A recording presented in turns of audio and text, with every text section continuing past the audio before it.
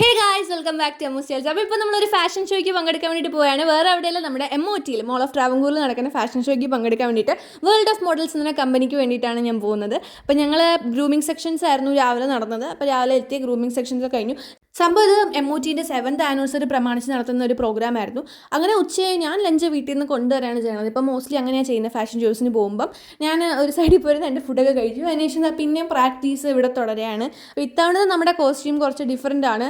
Girls ആണ്, പക്ഷേ ഗേൾസിന് മുണ്ടും ഷർട്ടും ആണ്. പിന്നെ വൈകിട്ടായപ്പോൾ എനിക്ക് വിശക്കുന്നു എന്ന് തോന്നിയത് കൊണ്ട് നേരെ ഹൈപ്പർ മാർക്കറ്റിൽ പോയിട്ട് ഒരു ചോക്ലേറ്റ് ഡെസേർട്ടും കഴിച്ചിട്ട് തിരിച്ചു വന്നപ്പോഴാണ് അഭിദിനെ കണ്ടത്. സർപ്രൈസ്. അപ്പം ഇവൾ ആക്ച്വലി ഇവിടെ ജസ്റ്റ് കറങ്ങാവുന്നതായിരുന്നു. അങ്ങനെ ഞങ്ങൾ കണ്ടു. അതിന് ഇവളാണ് എന്നെ മുണ്ടെടുക്കാൻ ആദ്യം ഹെൽപ്പ് ചെയ്യുന്നത്. കാരണം എനിക്കും അറിയത്തില്ല, അവൾക്കും അറിയത്തില്ല.